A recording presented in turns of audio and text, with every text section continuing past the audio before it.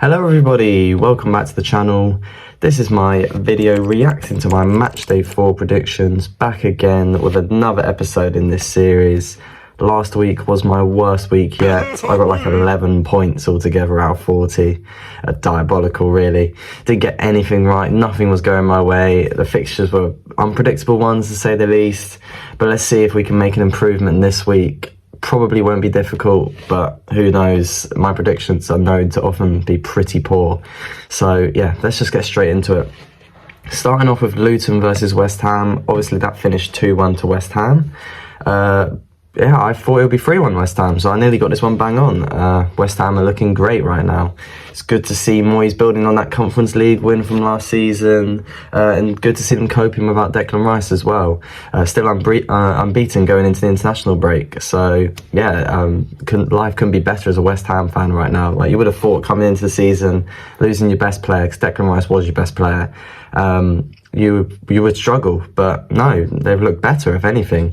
Zuma scored a bullet header from a James Ward-Prowse corner. I'm telling you, James Ward-Prowse will be one of the best signings of the summer. I think there's going to be one that's going to be a little bit better than him, but James Ward-Prowse is going to be one of the best signings of the summer. Always thought he's a good player, always thought he should be in the England squad, but never ever really started. I've always wanted him to start, but he never really has. And then Bowen obviously tucked one away in the first half. Luton, although it did make it nervy for the last few minutes because they scored in the 92nd. I mean, I reckon they can take, well, it's a decent performance. They didn't get battered. It's definitely something for them to build on. They need to make Kenilworth Road a venue that teams will struggle to go to and don't really want to go to because it's a difficult place to go. But yeah, from this result I get 3 points, a correct West Ham win, and I got the right amount of Luton goals thanks to that 92nd minute consolation goal. And then moving on to the next one, very exciting 12:30 kickoff between Sheffield United and Everton, which finished 2-2. And I went bold and I went with a 1-0 Sheffield United win. And yeah, going off that, I thought the game would be really dead, but it wasn't. It was highly entertaining. Cameron Archer was great. It was such a good match to watch as a neutral. Cameron Archer basically got both goals. He made the second one, even though it was an own goal. Both these teams are definitely going to struggle this year, but they'll both be happy to get their first points on the board and have such a highly entertaining match between each other, and hopefully they can use that to their advantage in their next games. I do feel like Everton, although they're doing relatively poor, that attack, Danjuma and Beto, it's way too good to go down. That should score goals. It should not have taken them till now to score their first goal of the season.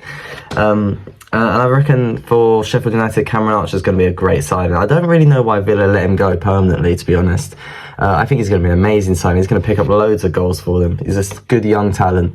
But yeah, I don't get any points, unfortunately, for this. But it was a great match to watch, so I'm not really disappointed at all, to be honest. Then I move on to the one which I'm really disappointed with. I'm really unhappy with. Chelsea 0, Forest 1. I said 2-0 Chelsea. What? I'm sorry. What? Just Chelsea not trying or something like that. They're signing all these players. I understand it takes a while for it to click.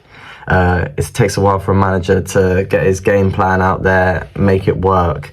But losing 1-0 at home, they just beat, I know it was only Luton, they just beat them 3-0 at home. They looked good against Liverpool, picking up a point. They looked all right against West Ham as well. It's just that they missed a penalty, which basically changed the game. I'm not taking any credit away from Forest. Great, it's a Steve Cooper masterclass, and I was very happy to see Alanga getting on the score sheet, obviously ex-United. But Chelsea, this is bad. These are the games that they should be winning by 2 to 3 goals. And they should be looking dominant in these, making teams just having to, they can't get the ball with them and stuff like that. They just look like the same as they did last season all over again. So I have no idea where they go from here. Luckily, they've got an international break now in between, so they can regroup and go again. But losing 1-0 at home to Forest, I was not expecting that whatsoever. So I get 0 points. Very disappointed in Chelsea because I liked how they played against Luton and I enjoyed watching them play against Liverpool and West Ham. But just had nothing going for them in that game. And yeah, I think when Lavia gets back from injury or wherever he is, hopefully they can push on there. Or for Chelsea fans, I don't really care. But it just seemed like a bit of a freak result. But that just means I get 0 points as well, which just rubs salt into the wounds. Then City versus Fulham, 5-1. It finished to City, and I think I put 4-0. I'm very unfortunate to only pick up 2 points out of the 4 here. I did predict Haaland to score a hat-trick. I knew City would smash them. They did get pretty lucky with their goal to go 2-1 up. Even Haaland said it was offside in an interview. I said it could have been, 2-0, 3-0, 4-0, 5-0. I just didn't expect Fulham to score a goal, and that's what's changed me from getting the 3 points.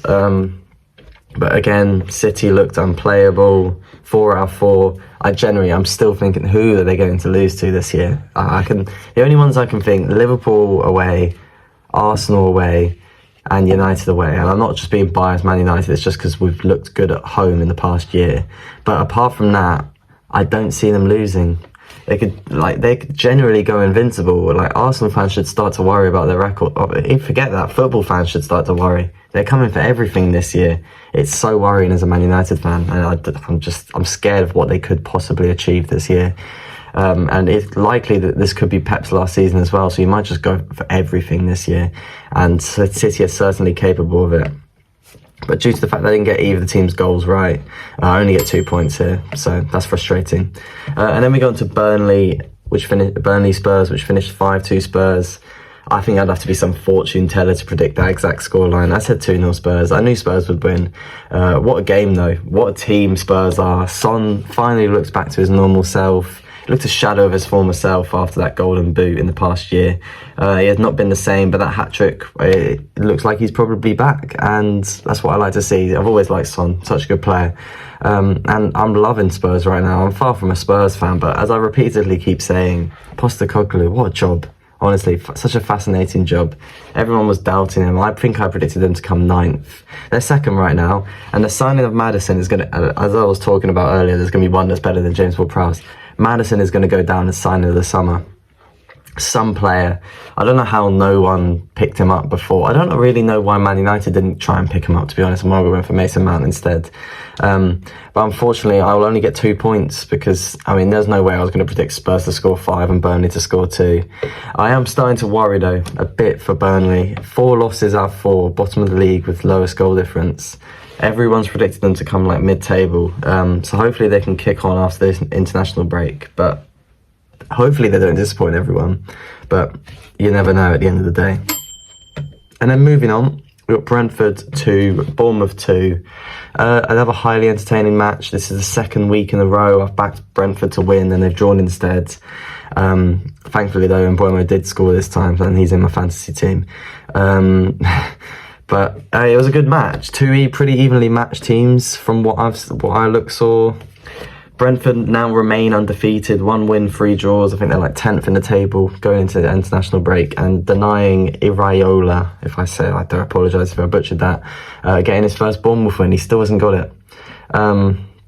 It was really nice to see David Brooks, though, scoring for Bournemouth. I think that's his first Premier League goal since getting back after his long battle with cancer. It's really inspiring to see him coming back. Pretty sure he scored recently in the under-21s or something like that, and I saw loads of posts about it. It's nice. It's nice to see. It's nice to see a player go through all that trauma, it could be close to death and stuff like that, and then come back and score a goal. And it could have been the winner as well, but unfortunately, Mbeumo did pick up an equaliser. Well, not unfortunate. Unfortunately for him. Unfortunately for Bournemouth. But in this match, I only get 1 point as I did get the correct amount of Brentford goals. There is at least something coming out of this match. I can't say the same about this one, though. Brighton 3, Newcastle 1. I said 2-2. I thought it was going to be closer. I did say neither team could lose this game. Neither of them could afford to do it because they didn't. Brighton would lose back-to-back. And that would make it Newcastle have back-to-back defeats. I know 3 losses in a row. I know it's Liverpool, City and Brighton, 3 great teams. But I am starting to worry a little bit for Eddie Howe. It's just, also their Champions League group is ridiculous. It's the group of death. So they're going to have to pull off something pretty amazing to get out of that group. So they're going to find it difficult to get something out of that competition. I just start to wonder how long it is before Eddie Howe gets sacked. It's nothing against Eddie Howe. I think he's a great manager. But Newcastle, new owners, they've achieved top 4 last year. They've basically got unlimited money until FFP gets kicked in and stuff like that. They'll be smart with it. They won't overspend, if you know what I mean. But If they wanted to buy someone and they can afford it, they can do it. But they're going to now have different expectations because of that.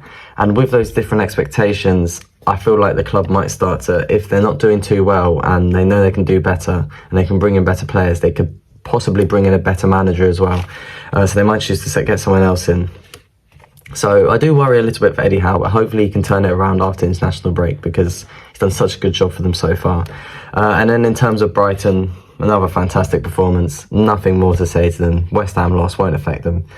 Evan Ferguson, what a striker. He's going to be one of the best strikers in the world in the next few years. And I don't know how much, I mean, if Brighton decide to sell him, they're going to get 100 million for him. He's that good. But unfortunately, I get 0 points for this. And then we'll move on to Sunday's games, where we have Liverpool versus Villa. It finished 3-0 Liverpool. I said 2-1 Liverpool. I did think Liverpool were going to win this. I just didn't expect it to be so one-sided. Liverpool looked really good. I tell you what I do find amazing. In one transfer window, they completely changed their entire midfield. Henderson, gone. Fabinho, gone. Milner, gone. Thiago, always injured. And they brought in McAllister, Endo, Szoboszlai, and now Gravenberch has come in as well. Completely different. A completely different set of midfielders. And their midfield looks so complete. It goes to show what good business can do to a club. When you're a team like Liverpool, I know they don't like to spend loads and loads of money because they don't like to get the big bucks out there, which is why they've been struggling to compete maybe in the past year. But they do bring in players for a cheaper price, and it's working, especially when you've got a manager like Jurgen Klopp at the helm. What a manager he is. They're gonna make Anfield look like a fortress again. 10 points out of 12 so far this season. I think they may be back, ladies and gentlemen. I think Liverpool may be back. We might have another Liverpool v City title race, and we might even have a 4-horse race. Spurs and Arsenal might be in there as well. It's early days. Let's not jump the gun, but we shall see what it means for Liverpool. But I'm very impressed with how they've started. I knew they were going to do well this year. I had a feeling, but with a complete change in midfield, it's a bit of a risky one. And then in terms of Villa, I don't think this will dishearten them whatsoever. They'll continue to do well. They've got this Conference League. They're good. They're such a great team. It just didn't happen on this occasion. Simple as that. And I get 2 points for the Liverpool win and nothing more. Then on to the other one, which I did say I thought was going to be boring. It wasn't boring. It was Palace 3, Wolves 2. I said 1-0 Palace. I wasn't expecting such a high scoring affair again. Both teams had barely scored goals. They were struggling to convert chances. And I mean, I probably should have expected that to happen, that neither of them could score goals. So then when they play against each other, they just keep scoring goals. I should have just thought that was going to happen. But I knew Palace would win this match. I had a feeling. I just didn't expect it to be that high scoring. I don't really have much more to say. Eze, what a player. Edouard picked up 2. Yeah, Palace, I enjoy watching Palace play. But yeah, I get 2 points for that, only 2, which is a shame. And then into the big blockbuster match of the weekend, the team that I support, Man United. I said 2-1 Arsenal. It finished 3-1 Arsenal. I'm very frustrated after that game. It was so close. We nearly nicked it at the end. Garnacho, he was offside, but it's just so frustrating. I thought we'd won it, but I thought we were all right. I didn't think we were anything special. I think it was better than some away performances in the past year. I thought that Højlund, when he came on, he's going to be a solid striker. I reckon he's going to do good. The thing that baffles me the most, though, we finished that game with Harry Maguire and Johnny Evans as our centre-back pairing. After all the money we've spent, those two at the back, centre-back pairing at the Emirates, finishing it at the Emirates. Shocking. It just shows the state of the club. And we went 1-0 up. I was so happy. And then we just conceded 35 seconds later. What's that all about? But Arsenal deserve full respect. They played well. They 100% deserve to win the game. I don't really have much more to say. I'm a bit bitter about it. Arsenal, good team. Yeah, I expected us to lose. I thought when I saw Havertz playing, because obviously Partey was injured, maybe we had a chance, because Havertz fluffed the chance really early, didn't he? But no, Arsenal nicked it right at the end. It's a shame. That's all I can say, really. I don't really want to get angry about it.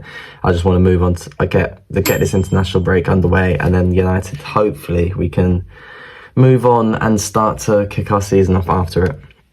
But if I add up all the points, because I get 3 points for that one, I got 15 points altogether this week. It was better than last week. I mean, that wasn't going to be too difficult. It's not a great week again. Hopefully, I need to be better at these predictions. I know these teams better now. I've seen them play 4 game weeks in a row. I should know who's going to win, but I'm still getting it wrong. But yeah, that's the video, guys. Thanks for watching. I've got a few plans for what I'm going to do over international breaks. Obviously, I'm not going to be able to continue this series yet. I've got a couple of videos coming up which will be released in the next week or so. I'm planning these. I want to make sure they're perfect. But yeah, thanks for watching, guys, and make sure you tune in to all those videos. Thank you very much.